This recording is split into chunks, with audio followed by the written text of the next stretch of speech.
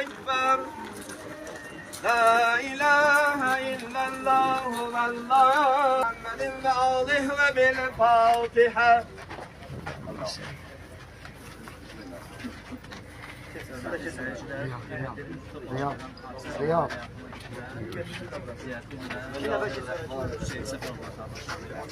Yaşadıkları ata yurdunda, Azərbaycandakı ata yurdunda vida mərasimi. Allah rəhmət eylesin.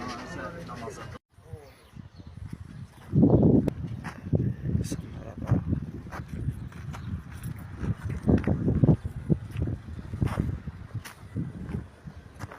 Kaçaklar değişin. O kabre sarı çok git. O kabre çok bana değil. İyi oranı git. Ha ver. Ayağın altından da verebilirsin kardeş. Atar. Sen bulak. Ayağa doğru gel. Ha yaxşı.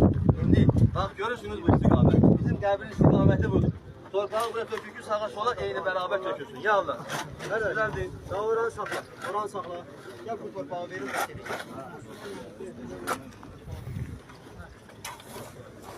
Allah versin Rabbi. Ortan git aynen. Soğanı su getir.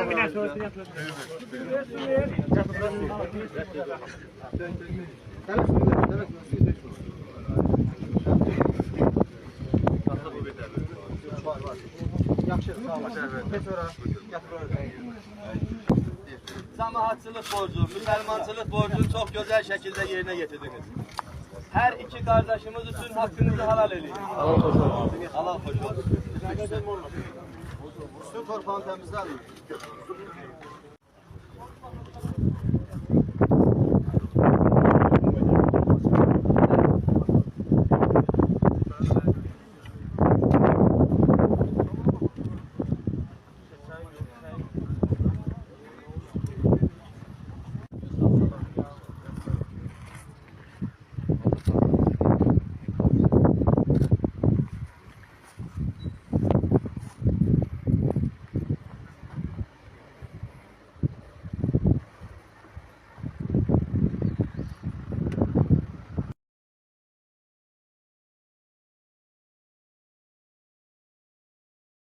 Benim soydaşlarım, kardeşlerim, ben sizle tabii ki her zaman en hoş günlerde, en ürək açan yerlerde görüşmek istəyərdim.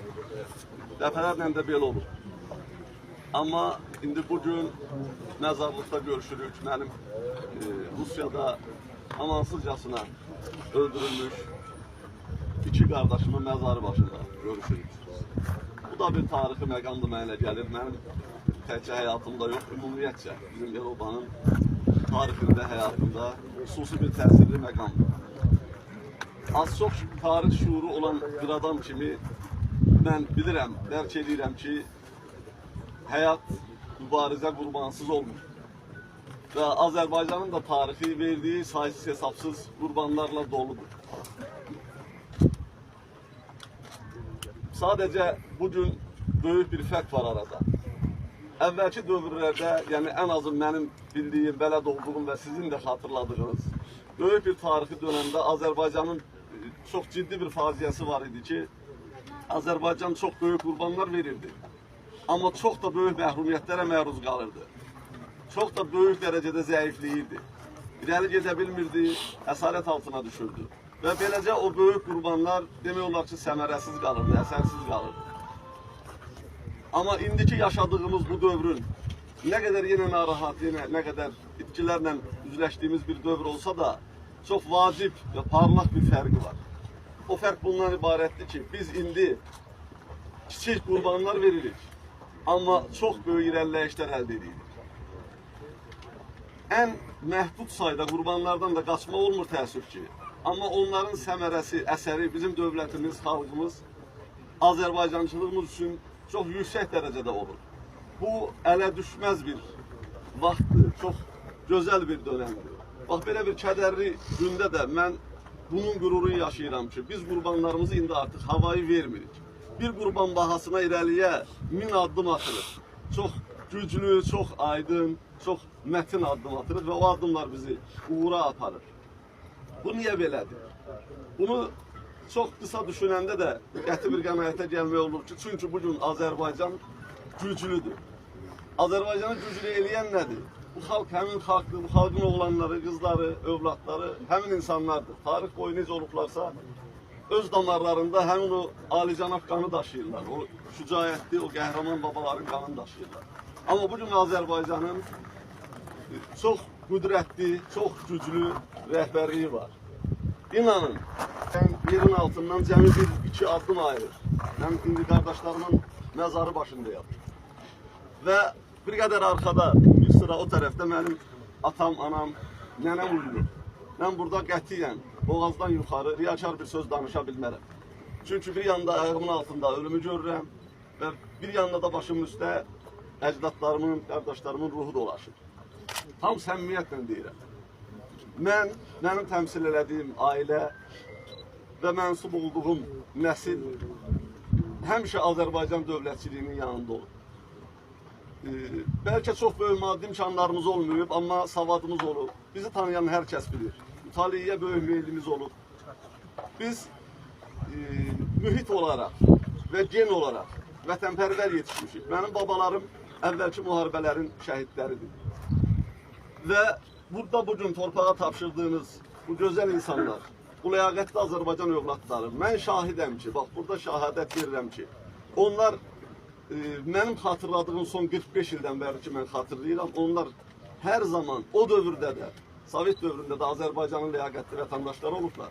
Və sonraki dönəmdə də nümunə gətirə bilərəm ki, Vətən müharibəsi dövründə, 44 günlük müharibə dövründə onlar taleyin uzaqlara atdığı insanlar idi. Taleyin hökmü ilə Azərbaycanın çox zəif vaxtlarında məcburən getmişdilər. Amma burada qardaşım qalmışdı, o Qarabağ müharibəsində iştirak eləmişdi, veterandır. Və bütün sonraki söhbətlərimizdə, müharibə dövründə də, Azərbaycanın sonraki bu yüksəlişində də, hətta mən sizə deyim ki, nə qədər gənc olsalar da 1993-cü ildə Ümumilli lider Heydər Əliyevin hakimiyyətə qayıdışından sonra onlar mənim atamın tərbiyəsi ilə, anamın təsiri ilə onlar həmişə Azərbaycan dövlətini dəstəkləyiblər. Uzaqda olsalar da əllərindən gələn bu dövlət üçün, bu millət üçün eləyiblər. Bizim son vaxtlarda hər söhbətimizdə, hər telefon danışığımızda onlar tam ürəkdən, heç bir təmanna olmadan İlham Əliyevin sağlamlığı üçün Uca Allaha dualar eləyirdilər. Onun şəninin, qüdrətinin daha da artıb ucalması üçün dualar eləyirdilər. Mən bunları çox səmimi dualar kimi qəbul eləyirdim və buradakı fəaliyyətimdə həmişə çalışırdım ki, mən də o duaların burada həyata keçməsi üçün nələrsə eləyim. Bu çox vacib bir məqamdır. Mənim bioqrafiyam üçün çox vacib bir məqamdır ki, mən məhz elə bir ailədə böyümüşəm və mənim belə qardaşlarım olur. Yenə dediyim kimi, qurban labüddür, qurbanlar olmalıdır. Və siz əmin olun, düşmən bizə nə qara yaxsa da, nə ittiham irəli sürsə də, nə hansı məkrə yol açsa da, mən sizi əmin eləyirəm. Yenə bu mənim üçün müqəddəs olan yerdə and içirəm ki, mən onların insanlığına, şəxsiyyətinə bələdəm və onlar son nəfəslərinə qədər də, hətta biri Rusiya vətəndaşı olsa da 37-ci ildən bəri və bunun müqabilində, orada da hərbi xidmət keçmişdir. Bunun müqabilində qara bir nanəciblik görsə də, mənim qardaşlarım bilin ki, son damla qanına, o işgəncələr altında da Azərbaycana sadiq olubdur. Əgər onlar əsl Azərbaycançı olmasalar, onlar hədəf alınmazdı. Onlar əgər milli heysiyyətsiz həyatı seçsəydilər, bugün sağ qalardılar. Amma onlar həyatlarını qurban verib, Azərbaycanlı ləyaqətini, Azərbaycan övladı kimi öz şərəflərini qorumağı üstün tutublar ki, onlara rəhm olunmayıb, onlar qətlə yetiriblər. Olsun, bu da mənim şəxsi qurbanımdır, bu da xalqımızın növbəti bir sınağıdır.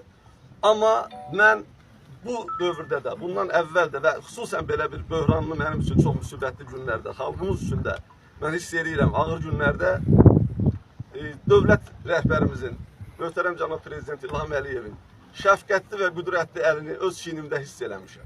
Bunu hər mesajda, hər addımımda hiss eləmişəm. Mənim qardaşlarıma, el oğullarıma, Azərbaycanın müxtəlif bölgələrindən orada olan vətəndaşlarımız, soydaşlarımıza sahib çıxılmasında birdən-birə Rusiyanın o mənfur güc strukturlarının zülmünün, çarxının birdən-birə dayanıb, heç olmasa ən adi hüquqi, tibbi yardımların o insanlara göstərilməsində mən anladım ki, dərhal anladım ki, bu bizim dövlətin, bu bizim dövlət başçısının qətiyyətidir, iradəsidir və mən hər bir Azərbaycanlının prezidentiyəm, dünyanın bütün ölkələrində yaşayan soydaşlarımızın prezidentiyəm deyən İlham Əliyevin nə qədər gerçəkçi, nə qədər doğruçu siyasətçi, dövlət adamı və böyük lider olduğunun aydın göstəricisidir. Mən nə deyirəm? Mən sizə deyirəm ki, söz verirəm burada ki, mən yenə qalan bu həyatım boyu heç kəs bilə bilməz ki, nə qədər yaşayacaq. Mən bu dövlətə, bu millətə, bu verilən qurbanlara layiq olmağa çalışacağam. Çünki onların həyatda qalan bir qardaşı yenə var, bir neçə qardaşımız var, çox şükür, nəslimiz kəsilməz.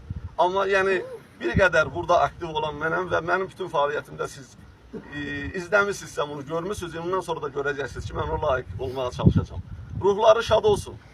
Allah Azərbaycanı qorusun. Allah Azərbaycanın rəhbərini qorusun, ona güc versin ki, bizim dövləti, bizim milləti indi də elədir. Amma dünyanın daha da yüksələn, daha da ucalan milləti və dövləti eləsin. Mən bütün cəmaatımıza, bütün ictimaiyyətə, bütün bu yaxın bölgələrdən, Azərbaycanın müxtəlif yerlərindən bura təşrif buyuran, çiynini mənim çiynimə sökə eləyən, mənim dərdimə şərik olan, ən müxtəlif səviyyələrdə sıravi vətəndaşlardan hökumət təmsilçilərinə qədər, ictimaiyyət nümayəndələrinə, media təmsilçilərinə, hər birinizə ürəkdən, ruhumdan gələn təşəkkürlərimi bildirirəm. Allah sizləri var eləsin. Amma bilin ki, mən əmin olmuşam və daha da əmin oldum. Bizim başımızın çətiri üstündə Azərbaycan dövləti kimi böyük bir çətir var və o çətiri bizim başımız üstündə saxlayan uca Allah var. O uca Allahın da bizə lütfü möhtərəm cənab Prezident İlham Əliyevdir ki, Azərbaycan xalqının hər bir vətəndaşını, bu dövləti, bu milləti dünyanın hər yerində olsa da qoyur ona sahibsin. Var olsun Azərbaycan, var olsun Azərbaycan rəhbəri. Çox sağ olun. Allah rəhmət eləsin. Bu qəbristanlıq bizim hamımızın ad yerimizdir, müqəddəs yerdir.